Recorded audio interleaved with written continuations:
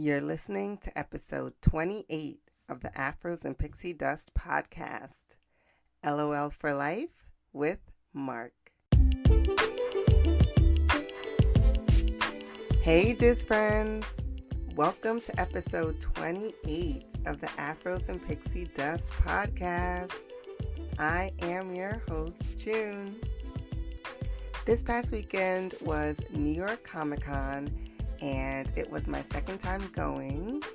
It was the second anniversary of Girls' Day at Comic Con with my daughter, and we had a blast. We went to the first ever Disney Princess panel at New York Comic Con with Jodie Benson, who is the voice of Ariel in The Little Mermaid, Paige O'Hara, who voiced Belle in Beauty and the Beast, and Anika Nani Rose, who voices our beloved Tiana. Jennifer Hale, who is the second generation voice of Cinderella, was a surprise guest during the panel, and hearing these women speak was so incredible.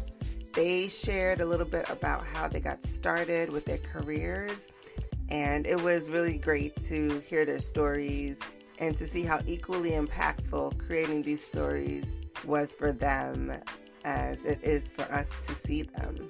My daughter and I also did a photo op with Anika Nani Rose, and although it was a really brief encounter, she was so amazing and so sweet to us, and it was the highlight of that event for me. This week's guest is Mark, and he is Disney Career Goals. He's worked for the Walt Disney Company since he's been in high school, and he's been friends with some of your favorite Disney characters. He's also hosted many Disney Parks shows, including the Telly Award-winning Inside Disney Parks, the Disney Parks blog live streams, Star Wars Celebration conventions, and so much more. Mark is that dude when it comes to Star Wars, and he took me to school in this episode. This episode is jam-packed, and I'm really excited for you all to enjoy every bit of it. So without further ado, let's get into my conversation with Mark. Hello, Mark. Welcome to the show. Thank you very much, June. It's a pleasure to be here on Afros and Pixie Dust. Yes, I'm so excited to have you on. So I start off every episode with asking my guests to tell me a little bit about yourself. So can you do that? Yeah, I'll tell you a little bit. In a nutshell, I'm originally from, a lot of people don't know this, I am an islander. I'm from Trinidad and Tobago in the West Indies. And if you don't know Trinidad and Tobago, it's two islands, one country. But born in Trinidad, never been to Tobago. And I came here when I was about 12 years old. My mom, she immigrated from Trinidad to Alaska. And then that was a little too cold for my dad. And he's like, no way, the waterfalls are frozen. So she moved around trying to find the best climate for my dad, because he was like, I don't understand snow. He was born in Trinidad also. So she made her way to New Mexico and then to Florida, and then moved us, the whole family, to Florida. So I came to Florida, to America, when I was about 12 years old. Wow. So I'm first generation American. My mom is from Jamaica. My dad's from Antigua. So Okay. I know Trinidad very well. I've been there once when I was like 12. So Okay, so when I was here. Okay. Yeah. Probably when you left, I got there. Okay, good. I missed you. I missed you by like 1 month. But it's my goal to go back for at least for Carnival. Oh yeah, Carnival is big there. Carnival is big. They're in Brazil, but people don't realize that Trinidad originated it. Yes, the first, the best. Yeah, the biggest, the wildest. Yeah, so I definitely want to try to go there, and I want to make it Disney, of course. So that's amazing. So, how was your transition? Was it did you have a hard time transitioning from living overseas to being in the U.S.? Oh, it was simple. I mean, kids 12 years old, they love kids that are different. That's normal. Not at all. No, that was a tough transition. Yeah, it was hard on me. Just kids will be kids, I had an accent. I was different. I wore different clothes. My mom came over. She had to, and kind of when we first moved to America, it was just my mom by herself. So she lived for like as a single mom with two kids for about 2 years before she can get enough money to get my dad to close everything up in Trinidad and permanently move to America. So, the classic plight of, single parent household, mom working lots of hours, thin Christmases, different things like that. But, all those things strengthen you and it helps you understand the value of life, and you don't take things for granted. To this day, I still thank my mom for the hard work she did, to, give us what she could and keep her two kids happy. Yeah, for sure. I mean, I relate. I grew up with a single mom, and basically, like, once all of us were grown, she was like, I retired. And I'm like, okay, just let me know what you want, and I'll do what I got to do to get it for you because, Yeah. it's a lot, and it's great. It's amazing to see the sacrifice, parents make for their children. Yeah. And, immigrating is not easy. Starting from scratch, Yeah. going to a place that you don't know anyone, you don't know the culture, you don't know the customs, and then you're different. Yeah. You sound different, you look Hmm. different, you dress different because, I mean, who knows Yeah. how to It's dress this different. Yeah. climate?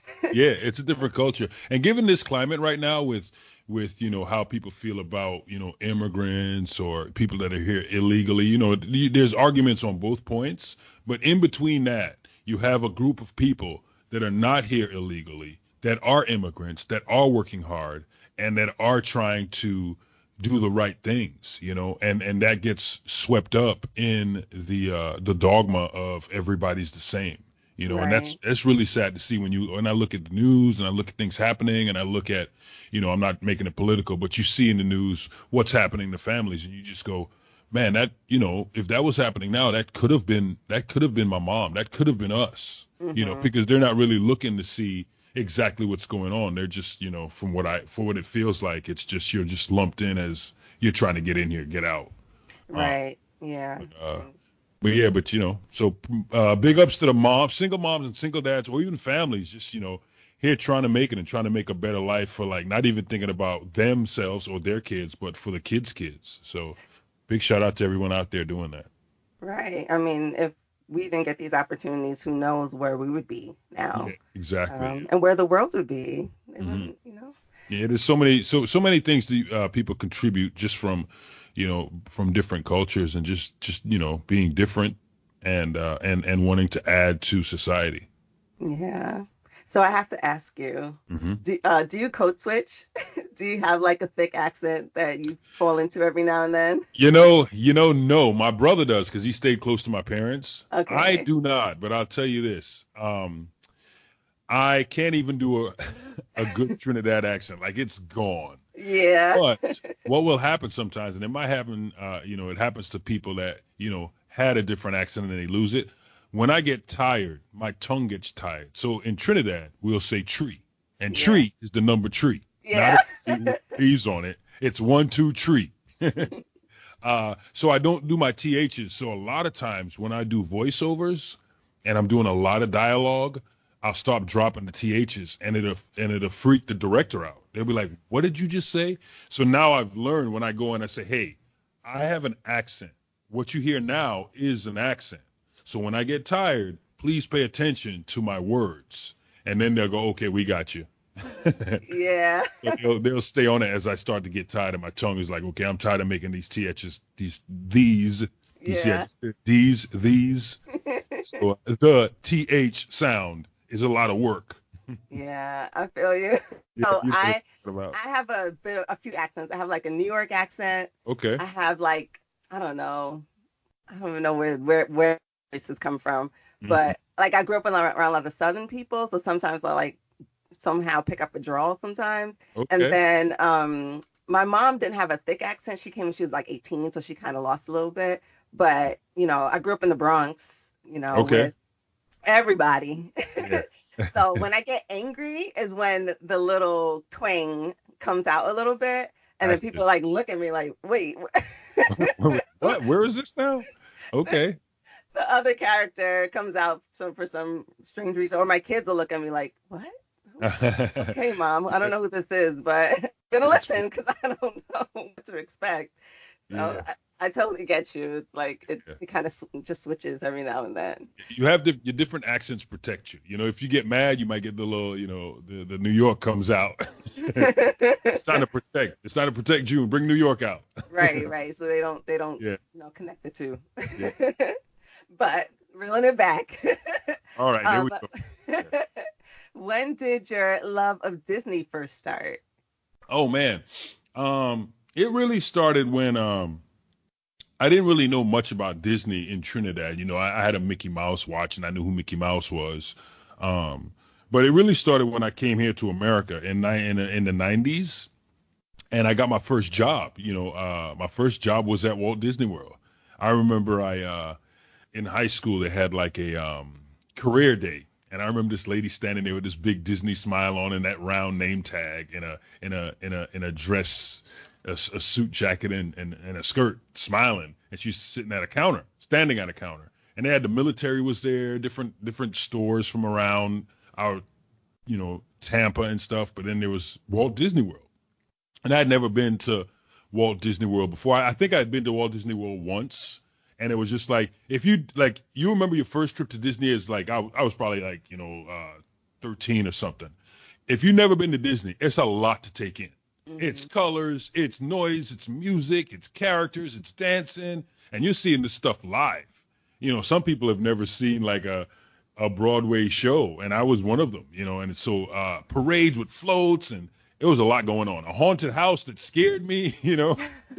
So I had been once, and she had the brochures out, and I was kind of a class clown in high school. So I walked by the table and I was with my friends, and she's like, "Hi, would you like information about Walt Disney World? Would you like to get a job there?" And I was like, "Nah." I said, "I want to do that," and I pointed at Goofy because there's a big picture and a big poster of Goofy like walking in front of the castle, and I said, "I want to do that." And all my friends were laughing. They're like, "Ah, Mark's so funny. He said he wanted to be Goofy. Nobody could be Goofy. Ah, he's so funny." And she looked at me and she says, "Well, you can." And I was kind of like laughing with my friends, and they kind of Hmm. walked away. And then I came back over to say, now, tell me that again." She's like, "Well, you can. There are auditions." And I was like, "What's an audition?" She said, "Well, it's an audition, and you go and they see if you can do it." And I was like, "Okay." And I took the information down. I begged my mom, because I lived in Tampa at the time. I went to high school in Tampa, and she drove me to Orlando, to Valencia Community College is where they were having auditions for the entertainment department at Walt Disney World. And I went, I auditioned. It didn't go well, but they liked my silly, goofy attitude, and they would tell you that a lot too. They said, keep smiling and keep having fun, because in the end, we want fun people. Uh, and I got the job in entertainment. I was in the parades at the Magic Kingdom, so I did the surprise parade, and I did the electric light parade in the 90s. I would drive from Tampa and work on the weekends. And that's when I started noticing like a lot of creativity around me and a lot of different people that were different. Like I stood out in my high school. There were people like me at Disney. Wow. Yeah. That's amazing. So I you never remember, got to be friends with Goofy? yeah, I got to be good Uh, friends with Goofy. Very good okay. friends. Yeah. Let's Oh, say I tried on his shoes a couple times. okay. Awesome. Yeah. Yeah. I got to know him very well. And that's as far as I can go since I still, Yeah, I feel yeah. I think the listeners get you. wink, wink. Mhm. Let's just say I didn't need the black gloves. I didn't need him. He's a different color. Wow. And how old were you? I was in I'm trying to think. I'm really bad with ages, by the way. So Okay. I can tell you I was in 11th grade. Okay. Yeah, so 11th grade, 12th grade, working at Disney doing the parades, and nobody believed me. Like I'd tell people, I'd be excited, and they'd be like, "Yeah, whatever, Mark. You live in Tampa. You do not work at Walt Disney World." I'm like, "Yes, I do." Wow. And shout out to your mom for doing the commute with you. She did, and I took my mom recently on her first Disney cruise. She'd never been on a cruise before, and I took her on my on her first Disney cruise. I've been on Disney cruise several times, and she loved every moment of it. And when I celebrated my um 10-year anniversary, I took her to the big banquet, and it was just a big thank you because she used to let me borrow her car. I didn't even make enough money because I just did the parade. That's like, 4 hours of work, and I would Hmm. drive to Orlando and she would let me use the car on the weekends, and I would just drive her car into the ground, come back late. She was worried about me, but she knew I loved it, and she sacrificed it. Okay, you can use the car. Imagine your mom being at the house on the weekend with no car. Yeah, Oh, yeah. Out where you live, like that's yeah, yeah, that's yeah, that easy. yeah.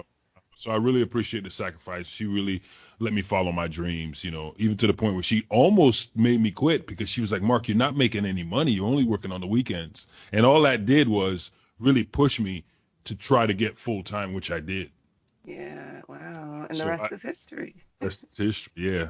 So yeah, my love for Disney came when I started working there and started seeing and understanding from behind the scenes the creativity that went into Disney, the artwork, that they were Imagineers, that they were performers, that they were everybody was a cast member, and learning about theater because the story behind Disney and cast members, the reason they're called cast members is because we're all putting on a show. Everybody is putting on a show. When you're cleaning the streets, you're putting on a show. When you're making the cheeseburgers, you're putting on a show. And when you're performing, you are putting on a show. And Hmm. that was very inspirational. I learned a lot. I learned everything I learned in my career really is from starting with that one element, that story element of we're putting on a show for the people that are coming to see it. Right, right. Wow. So I'm sure you've seen many Disney movies by now. Do you have a favorite one or maybe a favorite Disney show? Yes. So there's a couple. So my Okay. original favorite Disney movie of all time, animated feature, is The Jungle Book. That is my favorite, hands down, Jungle Book. I love it. I love the music. I love Brer Bear. I'm not Brer Bear. I just said Brer Bear. Oh, blasphemy. That's I'm gonna okay. get to Brer Bear in a second. I just did an episode on that, so that's Oh okay. yeah. Okay. uh, but I love Baloo. Um, and Baloo was like a character. When I was watching the film, like I would hang with Baloo in the jungle. Like I'm like, okay, I'd hang with this dude. Okay. And my favorite line is in Jungle Book when Bagheera gives Baloo the job to take Mowgli the man cub back to the man village. That's Baloo's simple job. Take him back. It's time. And Baloo's like, I ain't doing it. No, we're having fun. I like this little guy. You know, bare necessities, no worries. Hang with me. And Bagheera comes back and says, why didn't you take the man cub back to the man village? And Baloo said, I didn't want to because they'll make a man out of him. Well, And it was so deep. It was deep. It was like, yeah, he didn't want to. There, he'd become a man. Like, man has done a lot of damage to the forest. And he's like, I like this little guy. right. I would say Jungle Book, but then years later, back in 2001, Disney did a animation series called Disney's American Legends, Okay. and it was the first time I got to see like black animated Disney, and it was they did the story of John Henry, Oh, yes, I remember that one. and getting to see that in the stylized artwork and stuff was very cool. And then of course, I mean, Princess and the Frog. I mean, Yeah. my favorite villain came out of that. Some of my favorite songs came. My favorite villain and my favorite heroine came out of that. I mean, Mama Odie. Oh, come on. Yes. I I mean, stand her. okay, yeah, Mama Odie. Yes, and so so it'd be Jungle Book. I love the Disney Legends and Princess and the Frog, and I got to see I got to see Song of the South. It was a Japanese version because they don't sell that movie in the States anymore. I mean, they won't. Um, but I got to see Song of the South, and I enjoy Song of the South. I understand the controversy of it all, Yeah. but I also understand what Walt was trying to do. And it's really cool. Like if you sit back and you look at what is the stories in Have you seen Song of the South? Are you familiar with it? Yeah, I have. I actually watched it last week. Oh, okay. um, Oh. Yeah, I don't know how you feel about it, but I mean, I understand the controversy about it, but I also understand a little bit of the history of it. And I think it's cool, and it's loved. I mean, it's Splash Mountain, and the stories are African stories, and that's what survives to this day is Splash Mountain. You know. Uh, yeah, I feel you. Like when I watched it, I tried to be very like non-judgmental, and there was a couple of parts that kind of made me like side eye. I was like, wait, what? yeah, And yeah, I try to remind myself, okay, this is 1940s, even though that's not long ago. yeah, But but the context, I try to keep everything. and So yeah, I actually don't know if it should stay in the vault or not. I can't 100% say it should stay. So yeah. It's interesting. I think it needs to be in a perfect world. I think I think we should do a deep dive into it. I mhm, think we should do a deep dive into it, and it should be a documentary. mhm, Because I think there's some history with it. I think there's some controversy with it, but I also think that, I mean, you think about it. I mean, the song Zippity Doo Dah, I mean, it won Best Original Song. I mean, James Baskett, he won an honorary. He's the first African American to win an Academy Award. He won an Oscar mhm. for it. So it's got some historic things. So to bury it is kind of sad. I say visit it and let's talk about the controversy. Let's talk about the dark side and what happened also. So I think just to bury it is kind of sad. But, I say somebody should do a documentary on it and let's look at it. Let's open it up. Let's Yeah, examine.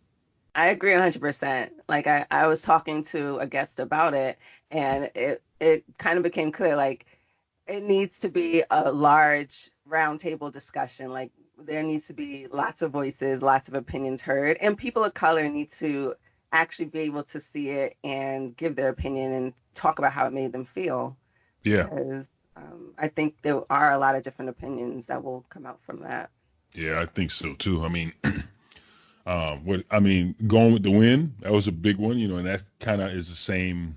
I won't say Hmm. the same topic, but I mean, it's the same depiction of African Americans at that time, Hmm. So, yeah. So, how did that go? How did that episode go? That sounds. Um, I'm gonna go yeah. listen. I got to check Well, that out. my guest is she's into like historical black films, and she's kind of like going through the generations to Mm. see all the films that kind of shape black culture. So she actually really enjoys Song in the South. Mm. Um, I mean, I'm kind of torn. Like, there were some parts that I really admired. I really loved the animation. I loved how they come together in general.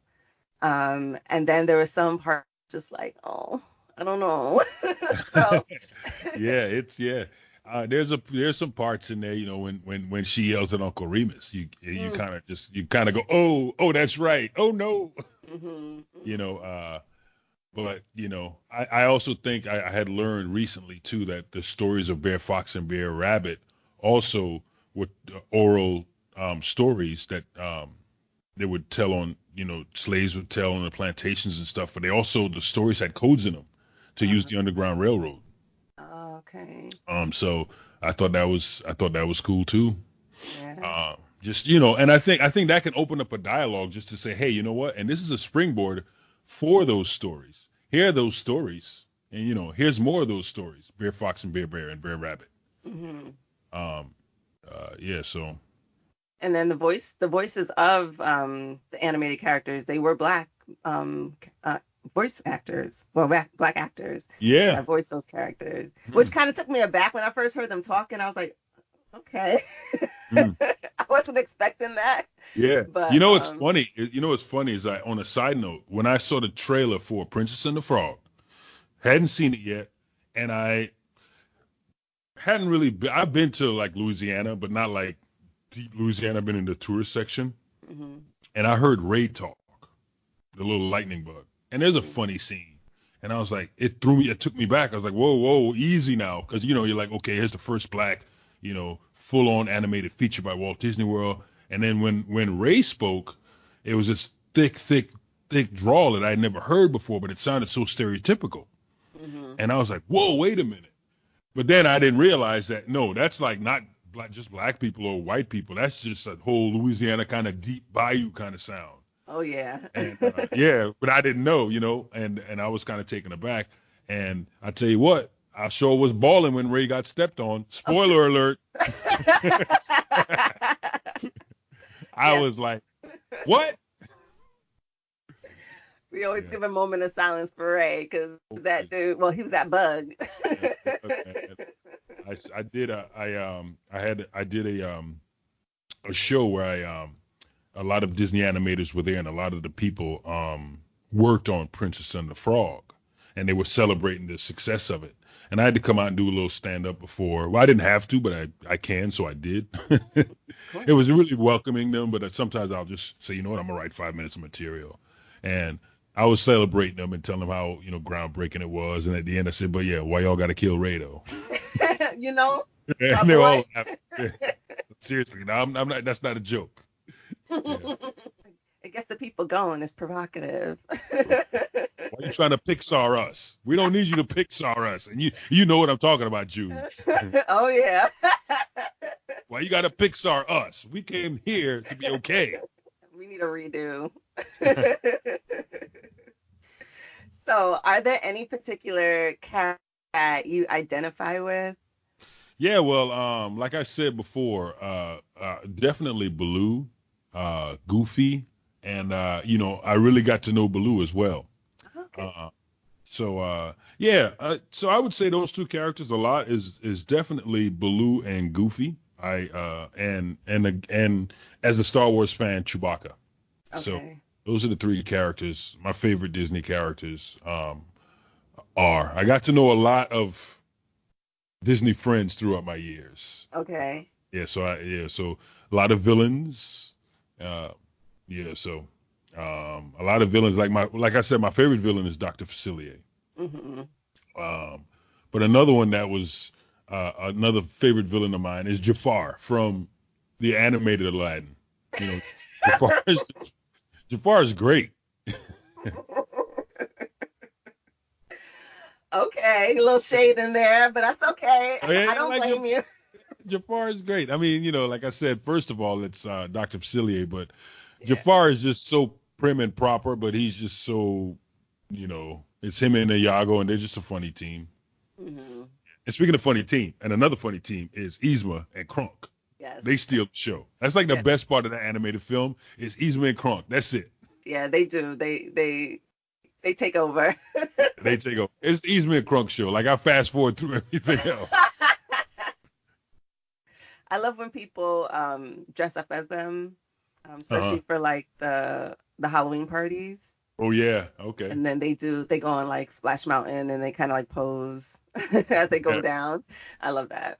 I have a friend of mine, and she cosplays, and she does these mashups, and she literally did a mashup of Yzma and the Star Wars fans out there, and Boba Fett. So she's Yzma Mandalorian. Okay. It's like funny. It's crazy. It's like, what? She thought of it. She's Yzma and a Mandalorian. So she's like purple Boba Fett, Yzma. Wow, I gotta see that.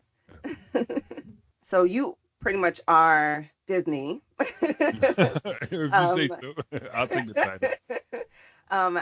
Is there a particular way that you like to express your Disney fandom?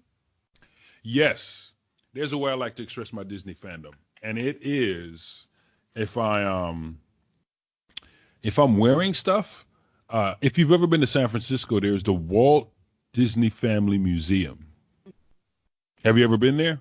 I haven't. It's on my bucket list. Okay. It's really, really unique, and it's really cool. And you get to learn about Walt from not as Walt Disney and theme park Walt Disney, but it is the build up to Disneyland, of course. Mm-hmm. But you get to see Walt as a struggling artist. You get to learn about that. You get to learn about a lot of struggling, by the way, struggling artists, struggling studio heads, struggling, movie makers, struggling director. And that's amazing to see. And you get to see a lot of his private collection and what he was into. And so anyway, I like to show my fandom by wearing niche Disney things. Like, it might be a Mickey Mouse, but this Mickey Mouse was drawn by Walt. This is the style that Walt, the first Mickey Mouse, and different things like that. So I like that little kind of meta fandom. Maybe an Oswald shirt. This is like when he drew Oswald, or like, a Disney Brothers T-shirt. Different things like that that kind of go deeper into the history of Disney. And I also like when they license Mickey Mouse to different artists. There's an artist that does a lot of murals with skulls, and I forget his name right now. But there's Mickey with a lot of skeletons and stuff, and it's licensed by Disney. So it's but I like the kind of spooky Mickey Mouse. So it's like kind of like Day of the Dead Mickey Mouse and different things like that. But it's all approved by Disney, so I can wear them on the show. Okay. Yeah. So you like the exclusive? Yeah, like the exclusive. Like, yeah, you look at it and they have a lot in their the Walt Disney Family Museum. They have a gift shop, and a lot of stuff is ink and paint. So you'll get like a lot of sketches on T-shirts that Walt actually did of Mickey and Minnie. Mm-hmm. And you still notice the little subtle differences. There was like a wild, crazy Mickey Mouse. He had hair on his head, this little spike, and he had his little skinny tail and real skinny legs, and he didn't wear gloves per se. It was just like these little black hands. Yeah. And he's very, very mischievous. Almost like he was still kind of like Mortimer, because when Disney first made Mickey, his name was Mortimer. He never like drew him as Mortimer, but you can tell that this is before Mickey became a corporate symbol. So we're still getting the rough edges off of him. Wow, that's cool. So those are the shirts that you wear when you're in your videos? Some of them, yeah, or just in my own regular world. If you see Okay. what I'm talking about most of them, it's in my own regular world. Usually, the shirts I wear in the videos, I try to make them correlate to what I'm doing. So, I mean, this is kind of a silly question, but how often do you go to the parks? That's a good question. Yeah, that's a good question. So I'll tell you this. I basically go to the park 5 days a week because I work there. Yeah. Now the next question is how many times do you go for fun? The answer is every time I go to work, I have fun. So the next question is, all right, I'm talking about you don't clock in, you're just going to see something. That is probably, I don't go as often because also too, I have a really cool job where like inside Disney parks, we get to go see the new things. Mm-hmm. So, but technically I'm working. So I'd probably say for enjoyment, I go to the parks probably once every 2 months. When you do go for enjoyment, like what do you do? Where do you go? What's your favorite things to do? Most of the time, if I go for enjoyment, it's like I'm taking some friends around. Okay. I don't usually go by myself, if you will. Mm-hmm. So it'd be like, hey, I'm coming. And I say, okay, I have the time. I'll come. So I like to show off Disney's Animal Kingdom first and foremost. That's my favorite park. Yeah. We'll talk more about that. I actually opened that park, part of the opening crew cast. And but that's my favorite. To me, that's the most beautiful theme park that Disney has done in Orlando. I mean, Tokyo Sea and all that. And I'm not saying those, but in Orlando, Walt Disney World, I think it's the most beautiful park. And it has grown a lot. It has grown up. It's matured into a beautiful theme park. Mm-hmm. So it'll be Disney's Animal Kingdom, and I take them to do the shows. I'm very proud of the shows at Walt Disney World. So it's you come with me. We sit in front row at Lion King. We're going to go see Emo. All right, let's go get some air conditioning at Frozen and laugh. So I get my fast passes together, and I get people to going out. I also like to walk off the beaten path. There's so many secret little alcoves to relax and sit at Disney's Animal Kingdom that people just breeze by, just to look at the trees, and there's angles where you can see different parts of the tree of life, and the artwork in it, lighting. It's just beautiful. Mm-hmm. The last couple of trips I've made to Animal Kingdom, like without the kids and just, me meeting with friends or kind of going alone, I've really gotten to fall in love with it. Mm-hmm. Like there were things about it I've never even seen, and I've gone so many times because you got to run to the next fast pass, you got to run here, you got to run there. But like when you actually have the time to just walk around and see all the little details, Hmm. It's amazing. It's amazing. I'd recommend if people have the time, I would tell you find a shady spot in Harambe, like right at the Dawa bar. Sit under Yeah. there in shade for about an hour, and the amount of entertainment you will see go through there, it's great. But people don't know. You're moving through and stuff. You're seeing stuff. You're going through. I'm going to Safari, and then I'm going over this. I'm going this way. Going to Lion King. Lion King's done. We're going this way, and it's like, no, that's a village. You're walking through, and people, and this is what I love about Disney. If you take the time, it's a village, and if you sit there, you will hear people sweeping. It's all sound effects. You'll hear somebody sweeping. All of a sudden, you'll hear somebody start washing dishes. Or you hear somebody knock on the door and ask a question. Somebody might drop a dish and break it. You might hear a baby cry. They do all this stuff. And then the Wow. entertainment comes out. They have the Three Sisters. They have, the Wasalu, the acrobats. They come out, and just things happen. And it's just, and that's its own story. Yeah, there is the safari. Yes, there is the theater district. And it's the theater district has the Lion King show. And also, we have a village, Mm-hmm. and, and those are the things people tend to miss, moving through very quickly. But that's the beauty of Walt Disney World. If today you say, you know what, today I'm just going to relax in the park. I'm going to get, I'm going to get a churro and just walk around and listen to the sights and sounds. There's that too. Yeah. Wow. So, question. Do you think Wakanda should come to Animal Kingdom? Ah, So people want to know. listen. Here's what I thought about. All right. Um, I thought they should have at Animal Kingdom. They should have a Wakanda visitor center. That's it. Hmm. Okay. What is that? It could be a little attraction. It could be telling you whatever Disney would do. Just think about it. If there was a welcome center, right? You go into this, you can watch a film. Maybe it's in 3D. Maybe there's things you can look at. Exports from Wakanda, and it's a brochure that like, hey, you should come to Wakanda. Here's I think that would be fun. Now, should the land come to Disney's Animal Kingdom? That's a great question. We have Pandora, and that is great. But I don't know. That's a good question, man. I mean, they did say with the Marvel, they made some announcements that you can visit Wakanda in some of the attractions that are coming to Disney. Hmm. Um, but the land, though, I'm like, I don't know. Hey, listen, I uphold Wakanda at such a high standard. Yeah. I, it, I Yeah. don't, they can't do it.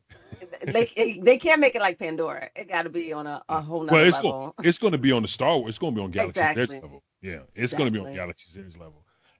I can't answer that right now. It's too much. I'm still all right, June. I'm processing. All right, Okay. that little That's button, that little dot spinning. I'm next processing. episode. Next episode. Yeah, next episode. Yeah, no, I'm still processing that. I don't know. Right now, I think Welcome Center. Okay. Welcome Center. That's actually a good idea, though. I think that would be really fun. Yeah, I think it's a little place you walk in, like you can have like some of the technology on display. You can have Hmm. a video, have fun with it. Well, what's in Wakanda and how do you get there? And Hmm.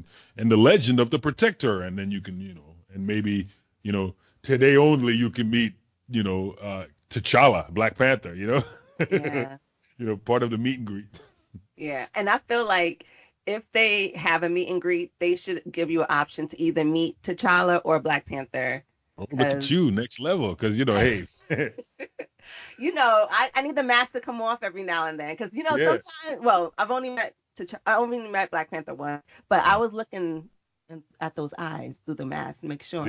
yeah, because he can have the glass in or out. Yeah, exactly. Yeah. So yeah, when they're out and he's talking, I met him on Marvel Day at Sea, and we had a good conversation. We were talking about the Jabari and stuff. He had me convinced. He wanted everybody to work together. I was with him. Okay. 'Cause I was ready to go. Yeah, so I'm like, yeah, we need to see you, bruh. I need to see this. You just want to see them. You just want to see them in different outfits. It's like an action figure to you. Right.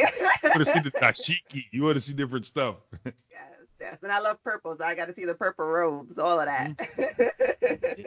I tell you what, that land would be beautiful though, man. I can imagine like the costumes and everything. It'd have to be Galaxy's Edge level. It'd have to be Star Wars Galaxy's Edge level. Yes, and I will wait for that. I'm willing to wait for it. Right. So yeah, keep talking, keep thinking, Mr. Iger. We're waiting. So, Animal Kingdom is your favorite park. Is there a particular thing you like to do there?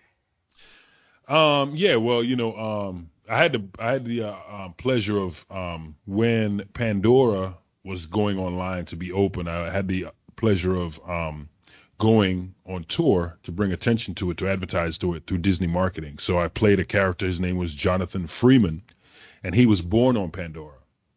Mm-hmm. So that character was born on Pandora and was a human that spoke a little Na'vi and wanted to get people to come to Pandora. The idea is you come to Disney's Animal Kingdom and you're transported 5.4 light years to, I forget the facts, but you get to one of the moons of Pandora to the, so that was a lot of fun. So I learned a lot about the story of Pandora, what they're doing, why it's at Disney's Animal Kingdom, how we worked with the Na'vi. So I like people to experience Flight of Passage. I say that's one of the few rides at Walt Disney World that is worth a 1.5 hour wait. It's worth it.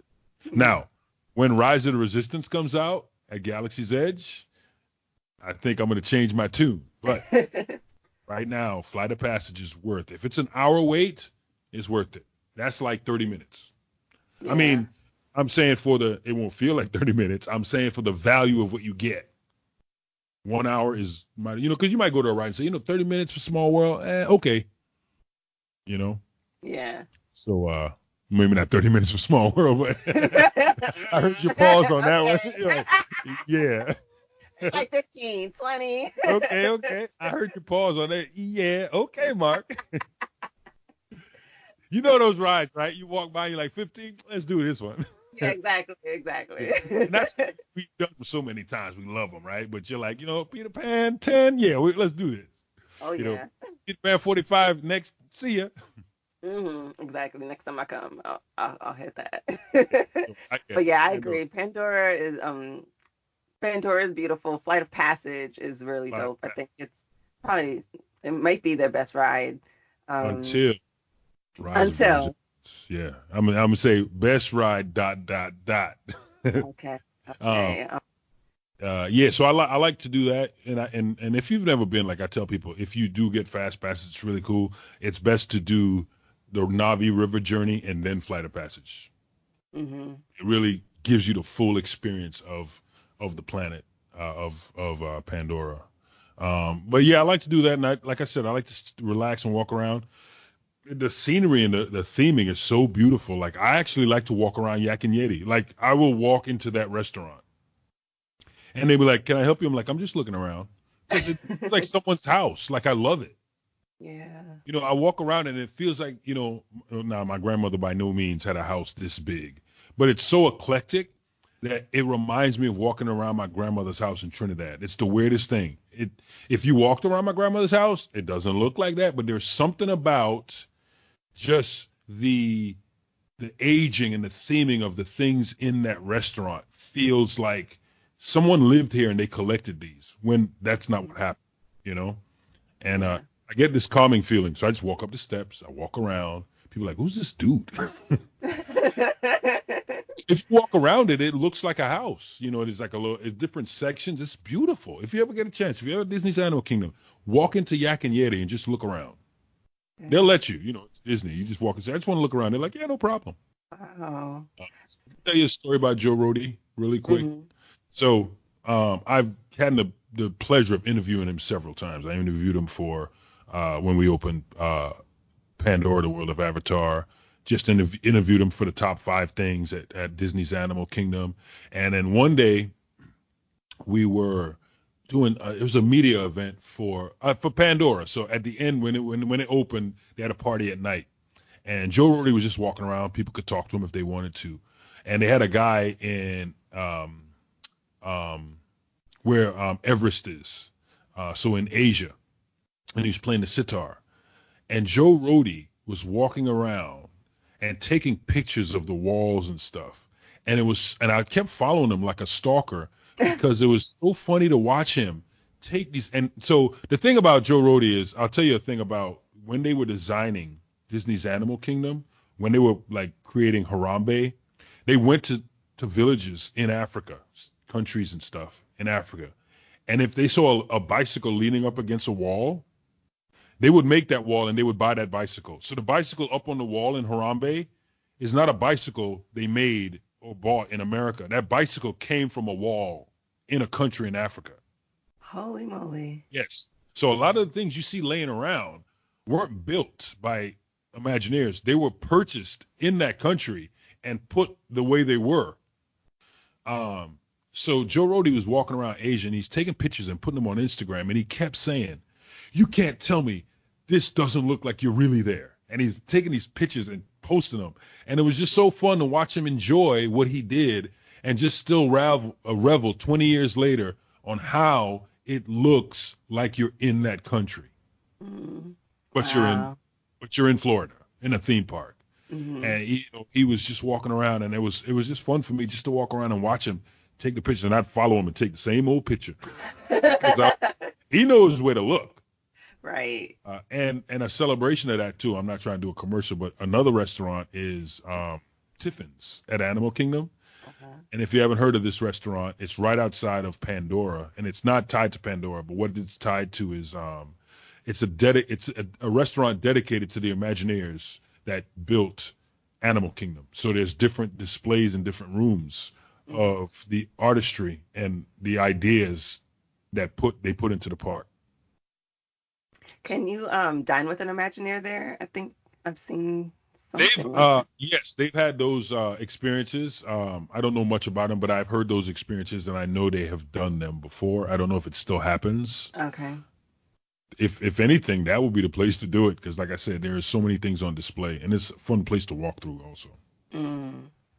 I saw that you did one of the tours in Animal Kingdom. Like, Yes, I like Trek. yes. Yes, have you done that? No, it's on my list as well. It's a lot of fun. The cast members that give you the tour, they're so much fun. They're so knowledgeable. It's fun. It's off the beaten path. Safari's fun, but you go a little bit more in depth. You get to see them feed. You get to get very close to the animals. You get to see a trainer.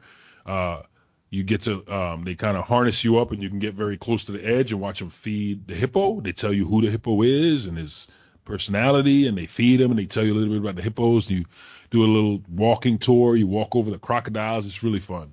And then you get your little private safari, and where you can actually stop. Like, the safari vehicles keep going when you do the Kilimanjaro safari experience. But when you do Wild Africa Trek, you have another small vehicle that can actually pull over and stop and just sit in the shade, and you can watch the animals walk around. And then they take you to a Quonset hut, which is like a big house on the safari with a nice wraparound porch, and you get like little finger foods. It's a 3-hour experience, and it's very much fun and worth it. All right. Okay. I gotta get that done soon then. It sounds amazing. Rain or shine, though. Rain or shine. Ooh. Well, I'm bald now, so I'm okay. Okay. Just Okay. make sure I won't wear a wig that day. That's all. And you'll be cooler. No wigs. Exactly. It's just hot. Yeah, I'm not built for that heat just yet. We talked about your jobs with Disney. You also do Inside Disney Parks. Can you tell us a little bit about what that's all about? Yeah, that's a real fun show. Inside Disney Parks, what it does, a show that brings you the latest information about Disney parks, but not just in Orlando. It's really Disney parks all around the world. And so we show you a lot of the new experiences and attractions and merchandise coming to parks around the world. And we take you behind the scenes, a little bit behind the magic. which a lot of guests don't get to experience. And it's a fast-paced show. It's really it's on the digital platform, so it's usually about a 5-minute, 4-minute show. So like the director and the editors work really hard to really try to keep it very much fast-paced and keep the guests interested. We got a lot of content people that add to it. So it's a lot of fun to do, but that's what it is. It's like a quick show, really keep you engaged and keep you up to date on the new things happening with the Disney company, parks and resorts. Mm-hmm. Mm-hmm. So is there a particular segment that you've done that you've enjoyed a lot? Yeah, there's some segments I've done that I've loved. Both Halloween ones we got to go to. For the first Halloween one we went to Disneyland, and I don't know if you've been there for Halloween, but Oogie Boogie takes over. And in Cars Land, like they deck out the whole Cars Land like to Haunted, and the cars have costumes on. And I've never experienced that, so that was a lot of fun. That was a fun episode. Yeah. And kind of like some of the fun, and another Halloween episode where I got to turn into my favorite villain, who is Dr. Facilier. Kind of like they did Erica, the director, and Mark Lynch, the camera guy. They kind of both. He's kind of like also the assistant director when it comes to camera angles. They had like Dr. Facilier, myself, sneaking around behind me as I was doing the show, and then he possessed me. that was a lot of fun. And then there was a Valentine's Day episode where they were doing Valentine's Day. So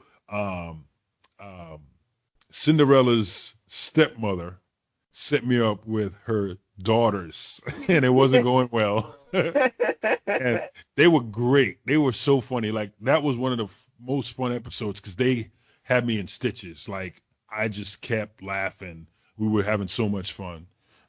Me trying to get away from the daughters and the mom trying to set us up. So those were a few of my favorite episodes where we're just, being silly because we have a theme and not as much new content about what's happening around the parks, but a fun little slowdown and say, hey, here's what's happening in Orlando. Yeah. So yeah, those are some of my favorites where I just get to play and have fun. Yeah. And you work with the same team every time? For the most part, you have the same director and camera crew. And makeup and everything. So for the most part, we had a dedicated team. But sometimes, that comes out of what's called Disney Broadcasting. Mm-hmm. And so there's a bigger team that can kind of rotate, but we all know each other. Yeah. Yeah. But but we have a core team of like editor and director and producer that really, put a lot inside Disney parks. And, and we actually won a telly. Yes, congratulations. Do you do just the parks in the U.S. or do you go to all the parks throughout? I wish we do parks all over the world. I wish I went to them. Oh. They have content, like I said, they have content contributors and people in those parks and Disney Parks blog around the world, and they will like do their articles and send it to us. So the idea is, as Erica says, the director, she will say, Mark, you're the DJ spinning the tunes. The music is what's happening in the parks. Right. Cohesive, here. So I'll say, like, we're going to send it over to Disneyland Paris. And then it's somebody else. Oh, well, someday maybe. Someday. Initially, we were supposed to. And then, budget changes. Right. They had to build Batu, so. I can't say that. You can say it. Speaking of Batu, you are a big Star Wars fan, or at least that's what I've gleaned from all the content you produce. How long have you been a Star Wars fan? I like in Trinidad, I knew Disney existed. I also knew Star Wars existed. I had a Play-Doh press kit, and it had Yoda, R2-D2, C-3PO, and I'd press them. I didn't know who they were, but I'd always press Yoda and play with his ears. And I'd take them to school and just play with them. They were like, I had no idea what these things were, but it was Star Wars.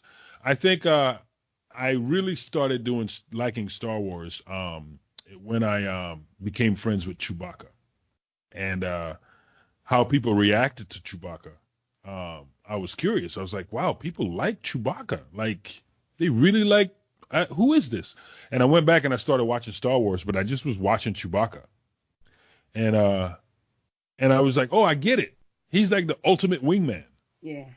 Uh, so then after that, I just kind of fell into it and just started learning about Star Wars through Disney, really.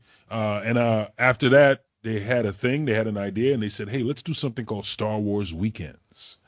And I got to be a part of the first ever Star Wars Weekends. And I got to learn more about the characters. So you got to think of this. Star Wars Weekends is like in I don't want to say a date. I'm really bad with years, but your listeners could tell you. I don't want to say a date because I might be wrong, but let's just say the first Star Wars Weekends, there were no prequels. Star Wars was done. Nothing. No prequels. Star Wars is done. We're not making any more films. So I had to learn about, we had to learn about these characters. So I got to learn about Darth Vader and why Darth Vader was in a black suit. I got to learn why Darth Vader breathes like that, because if you watch those 3 films, you really don't realize that Darth Vader has no legs and 1 arm. You see him eventually in the end that he's burnt up, but you don't know what happened. So imagine at that point in time, my mind being blown by learning what happened. And spoiler alert, we've seen it in the prequels. We all know who Obi-Wan was, but to learn that, Obi-Wan kind of killed Darth. You're like, what? Yeah. Like, what now? Yeah, he cut his legs and arms off. Like, huh? Yeah, and then he got burnt in in lava. And you can't visualize this. I'm like, what? So I'm like, so should I walk funny? They're like, no, you're fine. Be Darth Vader. No, I got burned in lava though. Like, no, you're fine. Just be Darth. So as I got to learn because of my work more about Star Wars and their storytelling, and that's the ultimate storytelling, because you're learning things that if you didn't read the books, but that are canon or not canon, if you didn't read those books beyond the movies, there's a lot of stuff you didn't know about the characters that were revealed in the prequels. So that's when I started getting very curious, and then I just fell into place of doing the first Star Wars Weekends and working Star Wars Celebration, and then from there working for Lucasfilm, and then working at Skywalker Ranch hosting their picnics, and like I just kind of like with work fell into it, and then loved the storytelling of it all, and meeting the people that work on the stories, and just seeing that they're just fans and they have a cool job, and that's to keep the story going. Right. So, yeah. So you got like a more immersive kind of education. Yeah, I did. Yeah, I did get a very immersive education, and just seeing how important. I know we keep circling back to story, but that's what it's about. Yeah. It is about story and staying true to story, and there's stories that at least the film so far is about family. It's about a family, Yeah. about a family. Whatever last name they have, it's still a family. I've seen all the films, but I couldn't really do a deep dive. Like I would have to, and I've seen them multiple times, but it's a lot. Hey, you know what? It's a lot, but you know what? If you really wanted to, there's like books that simplify it. It's fun. Okay. Like there's children books that really simplify it and stuff. But I'll agree with you. It is a lot, and that's how I got into Star Wars. Because when I had to host the first ever Star Wars convention, I was terrified. I was like, I don't know everything about Star Wars. But the beauty of it is that you don't have to, like in my job or even in general. I just knew from Chewbacca's angle. I just knew I liked Chewbacca. What is Chewbacca a Wookiee? And he flies the Millennium Falcon. You could talk about that. So there is a lot to know, but you also don't have to know everything, because it is a lot. It's a lot of films, And some people ask me too, side note, they'll be like, hey, I want to, there's this big thing about Star Wars, and it's, is it that good? I mean, if I need to watch it, so which would I start with? And I said, look, if you've never seen Star Wars, and all your listeners out there, if you've never seen Star Wars and it's huge, you might watch A New Hope and be like, I don't get it. Like, why is this so big? And what I try to tell people is that it's not just the film. it's what Star Wars did for sci-fi movie making in general. It's because of things they did when they made Star Wars. Black Panther looks like it does. You know, Endgame looks like it does. The effects, and that's the cultural significance of Star Wars is that so many creative people, led by George Lucas, created effects and practical effects and things that were not invented at the time to tell this crazy story that now is just normal, but it has done so much in the movie business when it comes to merchandise, when it comes to effects, when it comes to props, when it comes to storytelling, that it's bigger than A New Hope when you watch the movie and go, it wasn't all that. And that's what I try to tell people. I could talk for hours, so I apologize. No, it's fine. No, I love it because like you can hear the passion, but that's the perfect way to explain it to someone who doesn't necessarily get it. Like it was groundbreaking for its time. Yeah, it's like, it's why there's merchandise with movies and toys, you know? Right. It's why, T-shirts and posters and, all this stuff. It invented all that stuff, and like I said, I mean, look at a lightsaber now, it's like, what? These props that they made so long ago. And like I said, the effects, like, THX came out of that, ILM came out of that, computer generated effects, even though like the prequels were computer generated heavy and they don't age very well, but those effects allowed us to have, all those, all those creatures coming in Endgame, So, Right. Everyone gives Star Wars, I guess, a hard time for the premise of like, you have to shoot right in that one little spot. yeah. And then that ends the whole thing. Like Yeah. how? Come on. But But now I get it. Yeah. And what's beautiful about that too, though, is that when they went back and they did Rogue One, they were able to fix that and put it in story. That Galen Erso, who helped create the Death Star, didn't want to do it. He was forced into it. They kidnapped his family, and he was like, "Well, I'm gonna do this here." You know what I mean? So, so that's the beauty of the storytelling. Like when you go in a deep dive and you go back and see Rogue One, he'd be like, "Well, I'm gonna make a weakness that they think nobody can do, and here comes little Luke Skywalker." That's true. I forgot about Rogue One, but that's true. Don't. You know what? Yeah. Rogue One, I really enjoyed One is a because good. like it really tied it together. Actually, Yeah. now come to think of it. Yeah. Rogue One is probably to this point, to this date, is my favorite Star Wars film. Rogue One. K2SO, I can't stop laughing at this droid. He is so funny. Yeah. And I like the ending, like how it all came full circle. Oh yeah, yeah. And the ending that nobody knew, Darth Vader comes out and you get to see him as, Darth Vader. Yeah. Yeah. That's true. Okay, I'm gonna go back and I'm gonna really like sit down and yeah. And Forrest Whitaker, come on, Forrest Whitaker. That's true. Forrest Whitaker. My man. Yeah. Forrest Whitaker. And you know what they gave him too? If you watch closely, he's got one leg. What they do with Star Wars is really fun. You have what's called Story Group, and they basically do a deep dive into, here's the reality. This is a group of people that know the story of Star Wars, and there's a database created by Leland Shee. So everything's in there. What Darth Vader's made out of, who made him, what makes him breathe, what makes him walk, what this, that, and the other. And what they will do is they can use from that. So if you look at his character in Rogue One, when he breathes, it sounds like Darth Vader. And he's kind of like a broken down version of what they would eventually do with what was done with Darth Vader, So they will take from what has already been created and keep it in universe, and that's a lot of fun to see for fans. You can look and go, oh, look at this. Like when you watch Solo, this is a nerd thing real quick, and I'll be done with it. The very famous blaster that Han Solo has, everybody knows it. He pulls it out. He's got this blaster he always keeps on his leg. You actually watch the other character, Woody Harrelson's character. The name escapes me right now.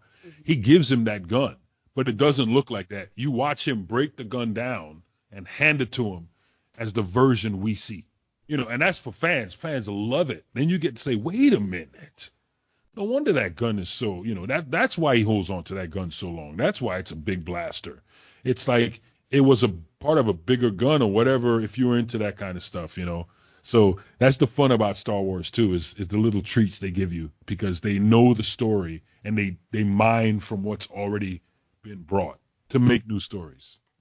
You were friends with Chewbacca. Would you say that you relate to him, that he's kind of like the character you would want to meet or, embody in real life? Yes, I would. Everybody loves the Wookiee, and rest in peace, Peter Mayhew. Yeah. What he brought to that character was a warmth that I've had the honor of meeting a lot of the cast, the main cast that are still alive. I never met like Sir Alec Guinness, but I got to meet a lot of other people. And like the first Star Wars weekends, I got to sit and talk and hang with, Peter Mayhew, Jeremy Bulloch, who's Boba Fett, Mark Hamill, Carrie Fisher, all these people. But the unique thing about what Peter Mayhew brought to that Wookiee was a warmth that you could see in his eyes, and that. So yeah, it's very much so. Like Chewbacca just is a caring, Wookiee. He's like a loyal friend to the end. And a big part of the resistance. And he's got a sad story. His people were enslaved and different things like that. And he's got a family. It's a pretty story. It's a story that a lot of people can relate to. He's got tough. It's tough for his people. It's really cool to see that. And I also got to meet Jonas Swatamo, who's the new Chewbacca in the films. And the beauty of it, he got to work with Peter Mayhew. Peter Mayhew, they both were in Force Awakens. So he got to learn from Peter Mayhew the little things that Chewbacca does and how he moves and different things like that. And to watch Jonas talk about it and what he learned from Peter Mayhew is that Chewie's in good hands. So yeah, I would think so. He's just a lovable sidekick and a strong, very strong character. I have my theory on if I take you back, the fans, to where, spoiler alert, if you haven't seen the last Star Wars film, spoiler alert, what happens to Han Solo. When Chewbacca sees that and his reaction, they make a point to show you how strong Chewbacca's bowcaster is in the films. Like you see it in even Han picks it up. He's like, I like this. Why wasn't I shooting with this? And this is blasting people all over the place, knocking people out. It's pretty strong. And he actually, when he does, when Kylo Ren gets hit and he survived, that speaks a lot to Chewbacca. I think Chewbacca, what he saw, when you see the film, look at it closely and you'll see how they set up that bowcaster, and then, Kylo Ren survives that bowcaster. That speaks to Chewbacca. I really feel like Chewbacca was probably Kylo Ren's uncle. That's the kind of relationship they had before they finished the story and tell us what really happened. So, but a loyal friend to the end, I really believe. So if you and Chewbacca could like go hang somewhere, what would y'all do? I'm glad you asked me that because I have 3 videos on YouTube. Okay. That tells you exactly what I would do because I'm with Chewbacca. So I got Chewbacca's best day. I've got Chewbacca's birthday party, and I got pranks with Chewbacca. So I will leave it right there, and I'm going to tell your listeners to go to my YouTube channel, LOL for Mark Daniel, and look up those titles, and you'll see exactly what I would do with Chewbacca because I literally did it. Okay. I'm going to link them in the show notes so they don't have to even search that hard. Yep. It's like you planned that question. I love it. Well, I try. So you've been to both Star Wars Galaxy's Edge, and I'm kind of hating a little bit. I've only been to one to Disneyland. I'll get there eventually. But what is your favorite thing about the land? My favorite thing about the land is the land itself. I mean, the detail. When you walk in, um, it feels like Star Wars. You look around and you're just like, and if you watch the films and stuff, it doesn't feel like this land is trying to be Star Wars. This is trying to be an old Western town. It really feels old, and it feels like you stepped onto a living set, you know. Um, it just feels very real. And anywhere you take a picture, you feel like you're in Star Wars. So my favorite thing about the land is the gritty detail that gives you the Star Wars story. The beauty of the walls, the trees, the aging, the smells, the garbage. You know what they the scrap metal. You know all those things, the little stories they tell without telling you anything. You walk around a corner and they'll be like these droids draining oil and they're just kind of beat up. Like what's happening there? You know, there's nobody here to tell me, but you could just make it up yourself. So I think the little story details are what I like about the land the most, even though the attractions are wonderful. It's that, but like I said earlier, I'm a kind of person that likes to just sit and chill and step off the beaten path. So that's what gets me going. I've seen videos of like they'll just have Ray working, on a ship, or they have like a robot kind of like just spinning a wheel, and it's like cooking the food. Yep.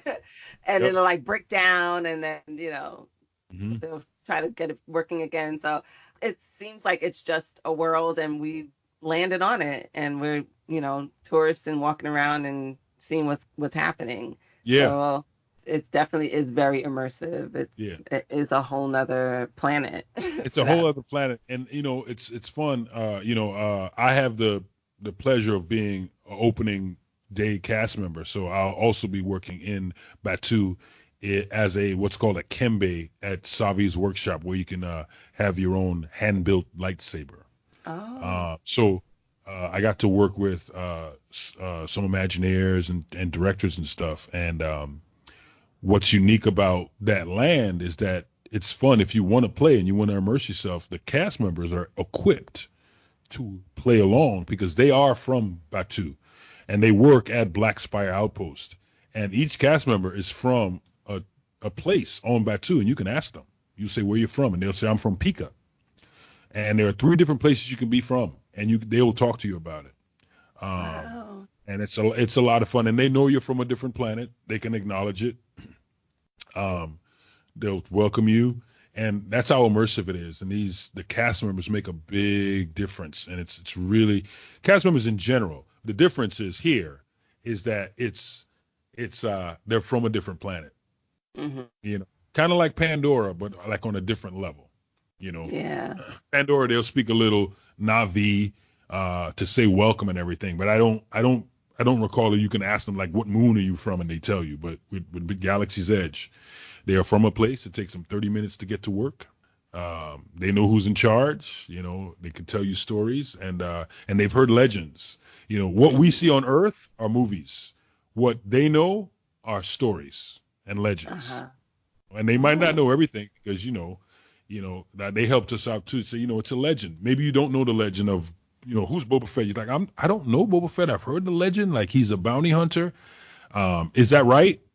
And and they said too, that's what people want to do. They want to play. So if you came to me and let's say I'm on Batu and you say, hey, some side character, Grand Moff, whatever you want to make up, like a real character and I don't know about it. I said, well, tell me about him, and learn about it. So that's the fun part about it, because I'm from Florida, but I don't know who the governor is. I mean, I should, but, you know what I mean? You won't be like, well, who's the governor? I don't know. You're not really from Florida. You're like, I'm from Florida, dude. I just don't care. Right. I got bigger fish to fry right now. Yeah. I know who the mayor is, governor, whatever, Rick Scott, whatever. I don't know. Yeah. Oh, wow. So are you into the blue milk, green milk hype? Listen. Yes. That's your professional answer. Yes. I'm a green milk guy. Okay. I'm gonna tell you that right now. Okay. Green milk. I'm a green milk person. I like it. Blue milk, not so much. Uh, but green milk, I think it's the aquatic creature. I think it's because blue milk is from a land base, it's from a bantha, Hmm. and green is from a Thela siren. But I'm on board with the blue milk, the green milk. But I'll tell you what, in Olga's Cantina, I will get the blue milk just for the cookie, and give the blue milk to somebody else. That cookie is good.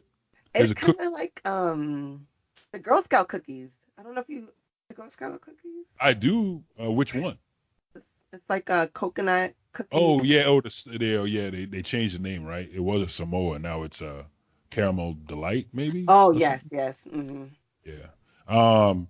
Yeah, I think it's kind of like that. Yeah, it's got a worm on it. My favorite is there's a toad in the bar, and it lays eggs, and they put the eggs in the drink. Oh my God. Okay, very immersive. Oh, you see it, all the eggs are in, and they pull some eggs out. Little toad. It's a little toad that's outside of Jabba's palace in that scene. His tongue sticks out. Yeah. Uh, but yeah, I'm a green milk. Green milk. Have you had it? You haven't had it. No, you haven't had it yet. Had There's the drink in Olga's with okay. the cookie. So I've Oh had yeah. one. And I Yeah. heard, so I didn't really like that blue milk, but I heard that it's different Mm. out in Batu. It's frozen. So I tried it again. Okay. Yeah, because I didn't like it in it's not frozen there, and No. it's frozen out there. But if it's your first time, I'll give you a tip for your listeners. When you go and you're excited and you're gonna try this blue milk, take milk out of your brain. Yeah. All right, take milk out of your brain. I'm doing you a favor. Just don't think milk. All right, it's not milk as we know it. Don't think milk. Don't think milk texture. Don't think milk. All right, and you'll be okay.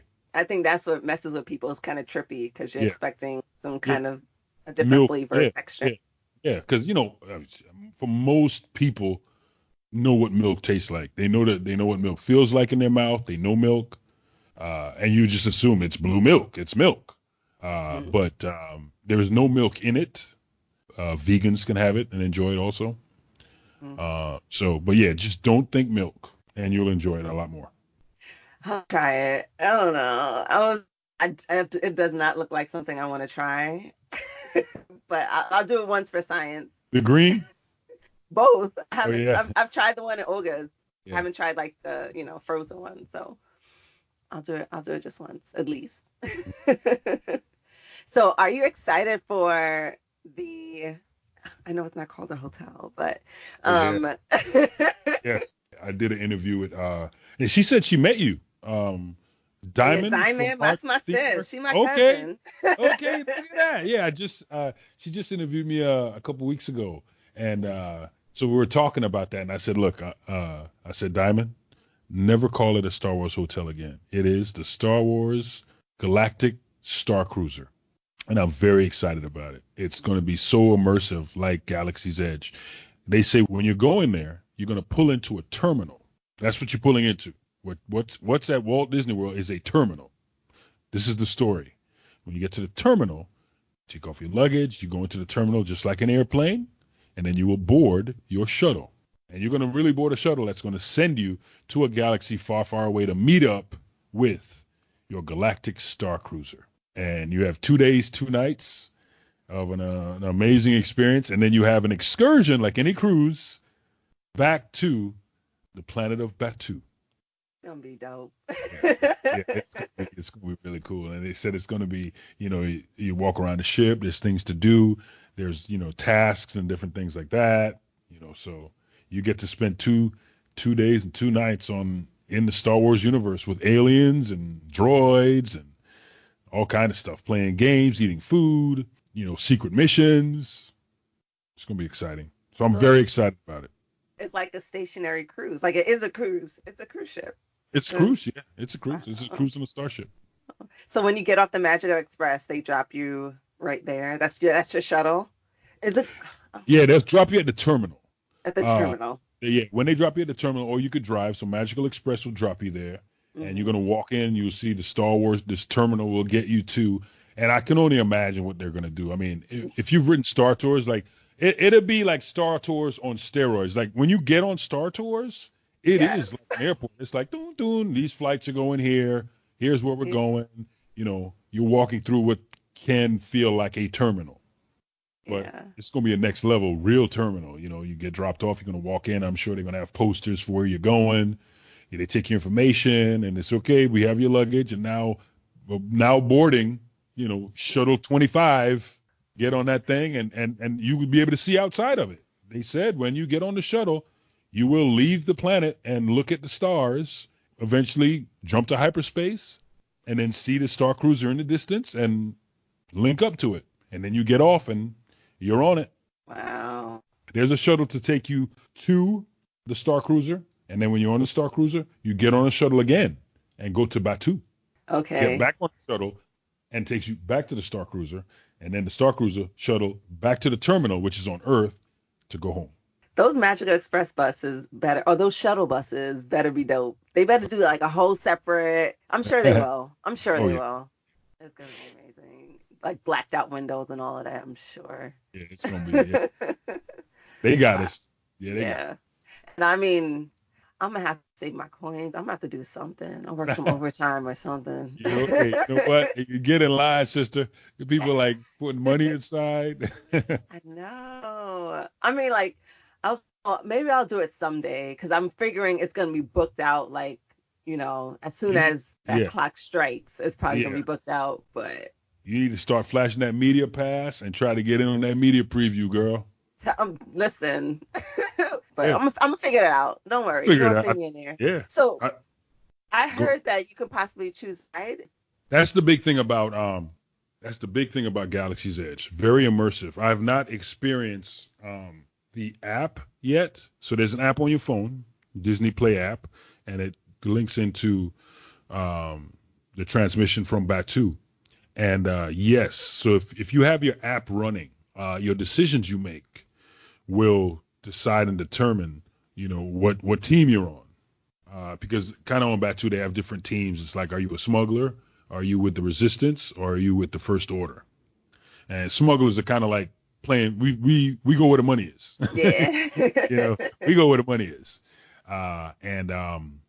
Or Resistance or First Order. So all your choices are being recorded in the app.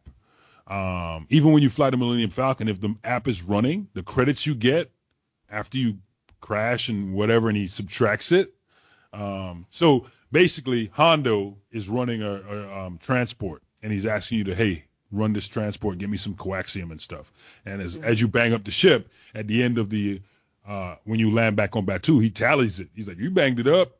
You got 20,000 credits, but less 13,000, and those credits go to your phone for points. And you can get jobs like while you're in the app. And again, I have not experienced the app firsthand, but I've been told there's jobs you can take and things you do to get credits. And I heard it's funny, if you do things for the First Order, it pays more. Of course. Yeah. Because they got the money. Yeah. So, you're like, I want, and with the credits, you can buy like stickers and stuff in the app. So it is tied to the app. That way, like citizens on Batu, if you run the app and they look at stuff, they can tell, whether you're a smuggler, whether you're more on the side of the Resistance or the First Order. Your decisions will follow you onto Batu from the Star Cruiser. Wow, this is gonna be so dope. Yeah. All right, let me start working some overtime. I'm gonna get it done. But then, like, the prices depend on like how many's in your cruiser, right? Am I saying it right? How many's in your room? I can't really speak on that, but I'm sure it's going to be booked just like a cruise. Right. Yeah, I would assume so. I know they have different room sizes. They have bunk beds and different. Yeah. But I think it would be, like you said, it's per person, double occupancy. Just like a cruise. Yeah, just like a cruise, yeah. I hope that the building moves. I don't know how that could be done. Maybe if the people are vertical, they aren't about that. But that would be so amazing if it felt like you were on the ship. You know what? I think so. I mean, here's what I would think. Definitely when you're riding the shuttle. Okay. Yeah. this has no basis in any fact. This is quote Mark speaking off record what I think the experience would feel like. Shuttle, lots of vibration, hyper jump, you're going to feel that. You're going to get to the Star Cruiser. Now, like on a cruise on the ocean, you really don't feel that much swaying. You don't want to be like, I want to rock back and forth so I know that Yeah. I'm on. That's true. And if you watch Star Wars, they're not rocking back and forth on the ships. I mean, they can drink tea. You know what I mean? True. You know, That's true. but I'm sure there will be times when something's wrong and it's time for you to fix it. That there's times when you got to hold on to your, control panel. So I think there'll be moments of that. But for the most part, I think it'll be, we want a safe, safe journey. But I believe, like you said, they're going to give you some of that too. Yeah, I wouldn't doubt it. Because that's in Star Wars, there's times when you got to, left turn sharp, everybody's leaning, Uh-huh. Slade yelling, would it be better if I got out and pushed? All hands on deck. Or hands on deck, man, meteor shower, you know what I mean? Wow. I'm excited. I know you're excited, but I'm excited. And I'm also excited because they said they will have aliens. So there's not many aliens. There are aliens on Batu, but there's going to be a lot more on the Star Cruiser. that'll be really fun. Interactive aliens, if you will. Yeah. The aliens on Batu kind of doing their own thing. Yeah. And I'm sure they're gonna have like restaurants and whatnot. Definitely. Oh, yeah. Got to eat. It's gonna be so good. Oh boy. All right. I'm excited. Did they announce when they're projecting for it to open? I have not heard those projections. Even Okay. when we had Scott Throwbridge and the woman that's in charge uh, uh, of overseeing through Imagineering of the Mhm. Star Cruiser. They did not release any dates, but they released a lot of images. Okay. Well, when it happens, we'll be here. What would you say you love most about working with Disney? You know, that's a great question. I would say what I love the most about working with Disney is, like I said earlier, is being surrounded by so many creative people. Um, and you see the creativity paying off. You get to see it, and you get to experience it. Like, you asked me how often do I go to the parks? Well, I do go and I get to see cast members working and making the magic and enjoying it. So I get to see the product pay off. So it's being around so many creative people, it inspires you to push yourself even more, you know. Um, Hmm. I remember when I was in art class, I used to draw and stuff. But when I started working at Disney, I made a coffee mug and it was kind of like a tree with a face on it. And my teacher liked it a lot. He's like, Mark, I like this cup a lot. He said, your art is changing. And I said, yeah. He said, yeah. Um, he said, I think it's because you work at Disney. And I hadn't thought about it. And I was like, huh. But my art was kind of changing because my art used to be just me, and I used to draw a lot of monsters and stuff just for myself. Hmm. But then, like he said, he noticed that when I started working at Disney, my art started changing to go. I want to present this. I want to make something people will maybe not for me, but people will like it. You know.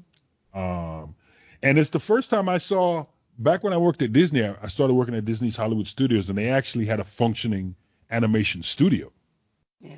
You know, they used to do a lot of cleanup for films. Eventually, they did full movies. I know for a fact Brother Bear was totally all drawn at studios here in Florida. Um, Mulan and Lilo and Stitch, and then a lot of other like the big ones were the like Lion King and stuff was a lot of cleanup.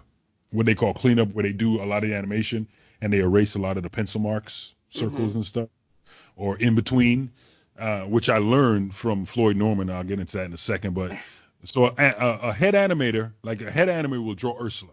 So I'm in charge. I draw Ursula. This is what she looks like, right?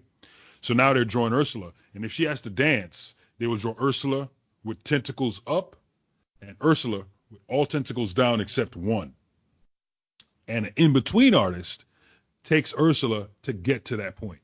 right? So that's what the head animators do. So you can have one person. I was the head animator for Ursula, but there could have been 5 people also drawing Ursula because they do the in between. So there's animation in between to get you to the main points of her animation. And it was the first time I saw a black animator walking around. It's like a brother walking around up in the offices, sitting at his desk. And I was too shy. I was, young still. I just look at him, he's a brother. He's a real brother, like drawing Mickey Mouse. So I never got to know him, but he was a dude walking around, and I was just like, wow, this is cool. I can do that one day. I kind of got out of it, but I did want to be an animator until they sent me their audition kit, and I thought I'd just have to draw Mickey Mouse, and it was nothing Mickey Mouse. It was literally show us how you draw movement and the human anatomy. And I was like, oh yeah, I don't do that. You could do Mickey Mouse, but I can do Mickey Mouse. But it's serious. I mean, these are well-trained people, and that's why these cartoons, these animated features look so fantastic. It's because they understand the science of the body. But eventually I got to meet Floyd Norman, who was like one of he wasn't the first animator, black African-American animator, but he was the youngest. And he worked for Walt Disney. And he worked on Jungle Book. And Walt Disney talked to him, and there was a group of black animators, not a lot, but he was the youngest. He was a kid. And I got to meet him and talk to him, but just, his stories and stuff. But I'm kind of straying off. The point is the inspiration of creative people and getting to meet people that look like me. Yeah,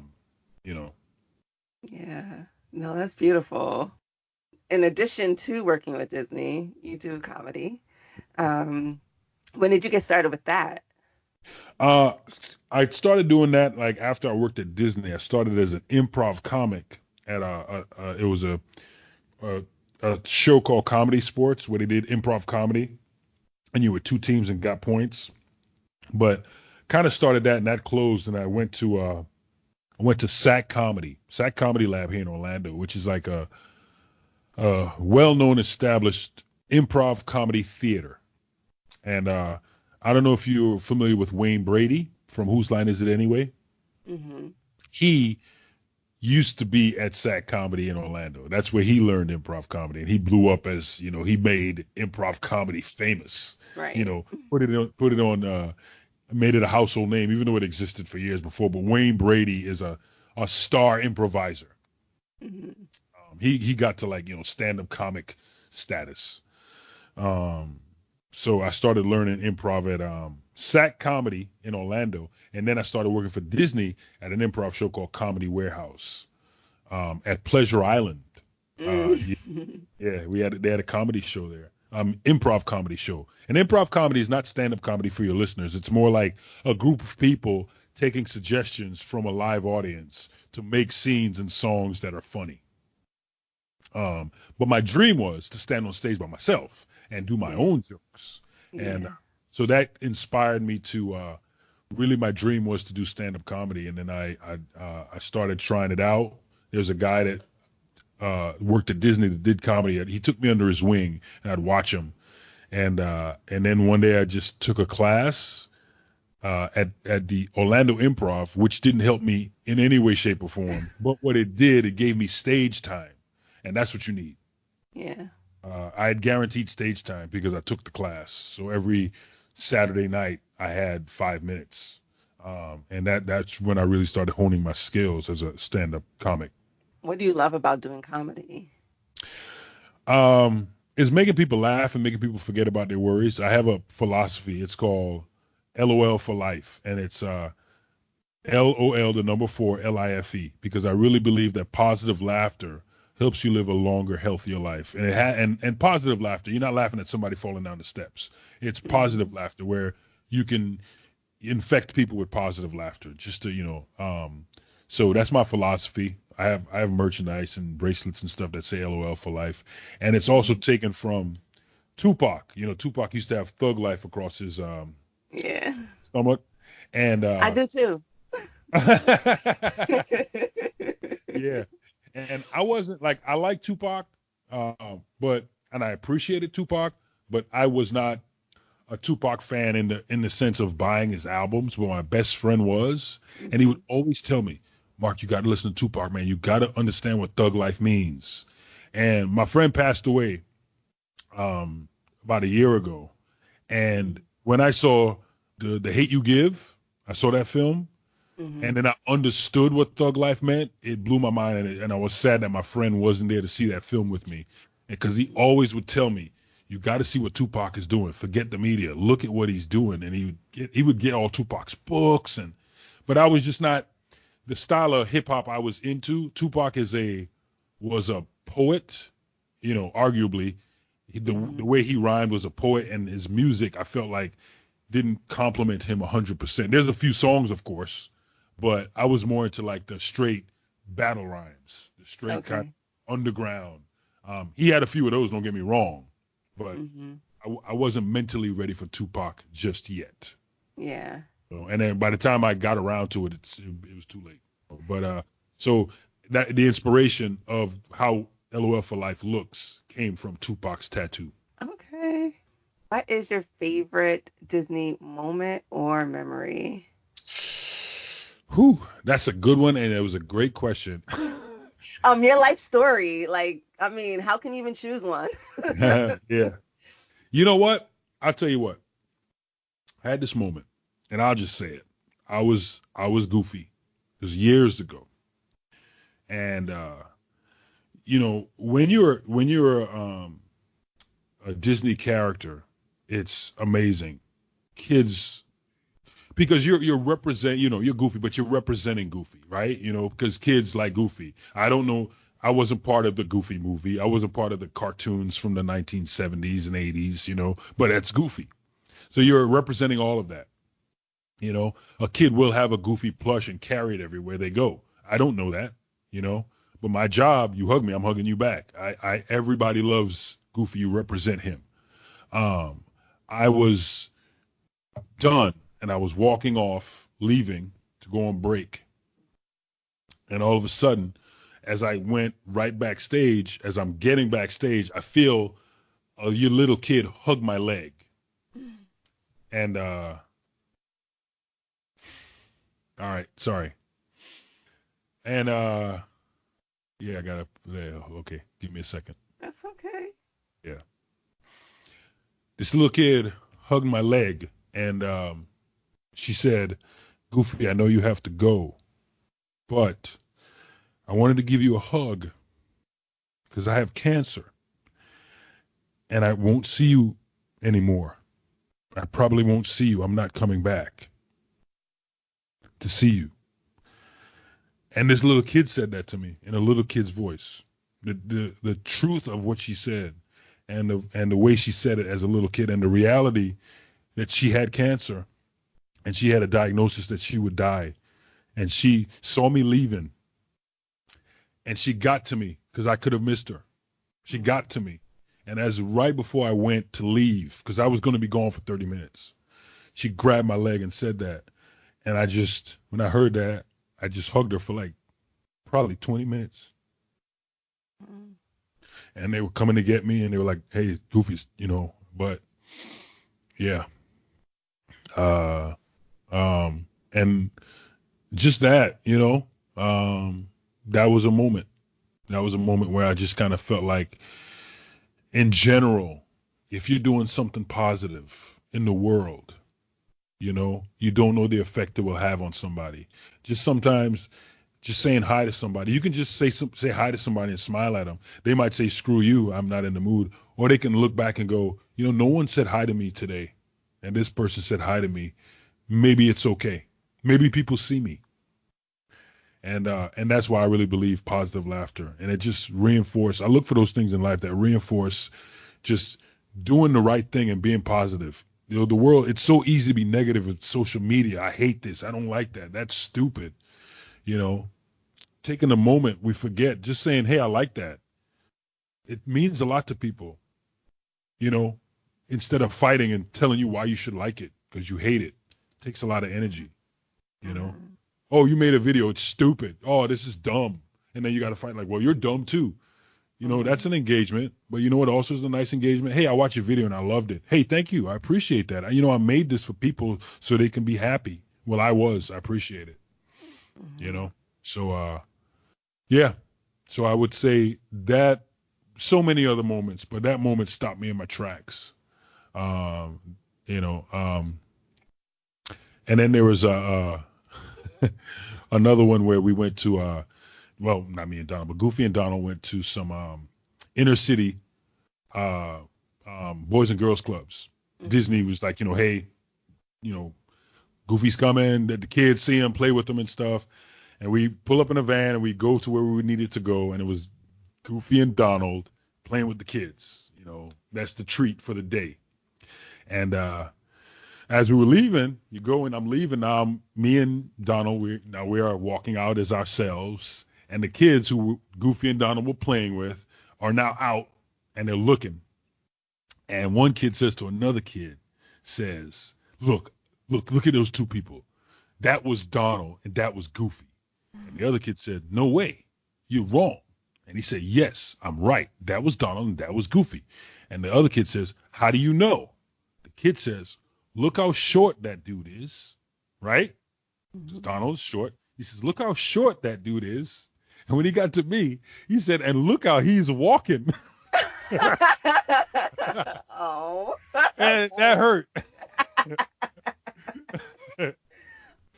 Oh, man. You know, so that's another funny story to kids. She's like, look how short that dude is. Makes sense. And look how he's walking. I was like, dang. Stayed in character, that's all. No, that was my intention. That hurt. That hurt. He thought I walked Goofy. Oh, that hurt. So, oh, that was a good one. What is one thing about yourself, Mark, that you would want everyone to know? People don't realize this, but outside of my performing in Disney, out of my element, I'm a very shy person. I'd rather be by myself. I don't rather be by myself, but it's how I recharge. You know, some people recharge by going out and being with people, but I recharge by being by myself, and then I go out and be with people. So I'm a pretty quiet, laid-back dude. Even though I like hip-hop and stuff, I will sit back and I'll listen to show tunes and Simon and Garfunkel. And 50s doo-wop, like my favorite. That bip, bip, bip, bip, bow, bow, bow, bow, bow, bow, bow, bow, bow. Okay. I like that. Yeah. I like those songs because back in the day, those songs, it was always the girl was doing the guy wrong. So it's just like, you know, oh, you broke my heart, do do do under the moon, you know. And I like those songs. It's like these wanting songs of like, oh, you never got the girl. Whereas I think now in music kind of switched, you know. But I like the underdog guy, and I feel like in those songs, the 50s, those guys were like the losers that didn't get the girl. You know, oh my goodness, I'm under her window, she doesn't know I'm there. You know, that's not kind of spooky, but no, I don't mean it that way. No, I know what song you're even referring to. So Okay, gotcha. yeah. So, That's cool. Yeah, I feel like especially because you are in performance and you know you have to be around people a lot, it does take a lot of energy from you. And I'm a another card carrying member of the introvert club, so I totally get it. yes, I'm you like get it, yeah, people. yeah. I work with babies, Oh yeah, and yeah, it was an intentional choice. I'm like, okay, I don't have to like be on for a baby. right, I don't have to like put on airs or like really even converse. yeah. We can like get to know each other on a different level. Right. I, I I was gonna 100%. say I was gonna say babies don't complain, but they do. They do, but their complaints are understandable, and Yeah, I can relate because I get hungry a lot too, and I don't hilarious. like to be dirty too much. So, Yeah. but yeah, I totally get where you're coming from about just liking to be alone. Yeah, So it's yeah, so that's what I would say. And then again, you know, like I really believe in like I said earlier, the positivity and positive laughter and stuff. And just really, I believe in karma and like just, it would be just putting good stuff out there. There's so much bad stuff in the world, man. You know, let's put some good stuff out there. Yeah, for So, sure.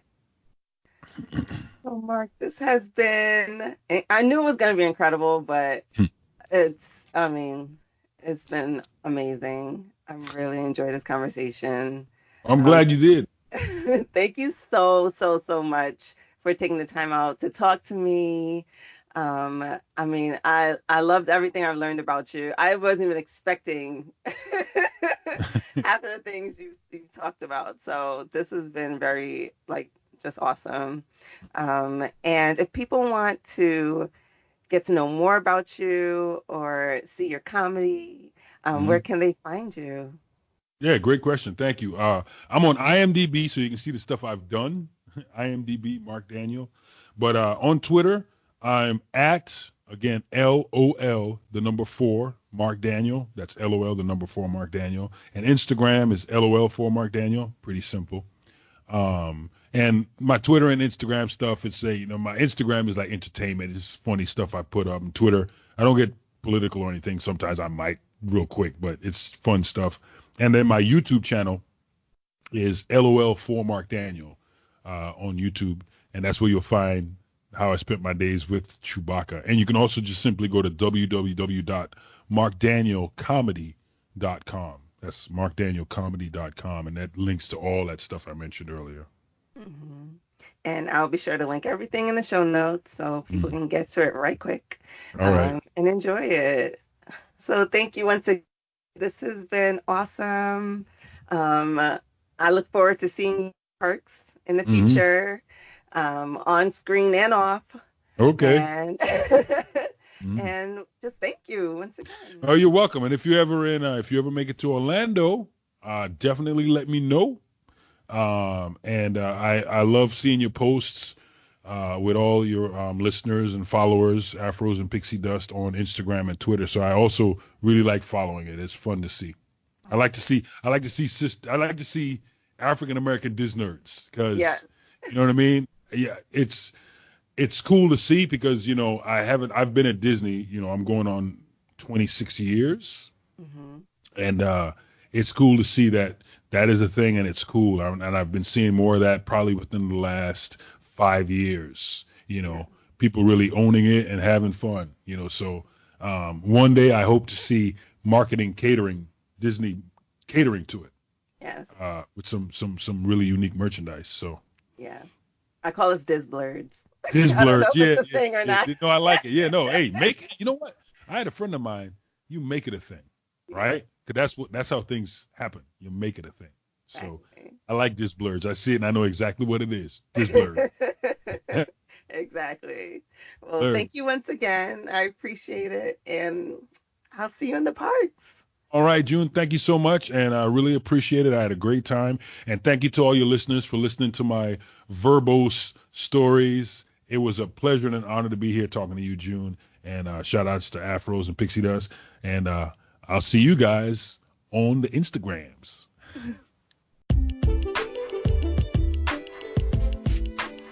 You've just heard my conversation with Mark. I may or may not have restarted another Star Wars marathon after this interview because I realized I need to step my game up. If you're not hyped for the Star Wars Galactic Star Cruiser after this, that's fine with me because that's one less person that I'll have to compete with for a room. Be sure to check out Mark on YouTube, on his channel, as well as the Disney Parks channel, and follow him on Instagram and Twitter to see what galaxy he's chilling on for the day. We're keeping the Trini love going with the POC-owned small business for this episode, which is Soka Tribe. It is a cultural exploration brand owned by Shamika Sokanista Farquhar, specializing in dance fitness that brings the spirit of Caribbean Carnival to you. Soka Tribe is an experience immersing members and attendees in Caribbean culture and the global carnival community through a variety of ways, including their workouts, social events, organized trips to Carnival, and performances. To learn more and to find a class near you, check out the website at www.socatribe.com. And as always, if you've enjoyed what you've heard, please be sure to rate, review, subscribe, and share this podcast with all of your friends. And also be sure to join the Afros and Pixie Dust Facebook group so we can chat more about the Disney parks and Star Wars. So until next time, never stop deep conditioning or pursuing your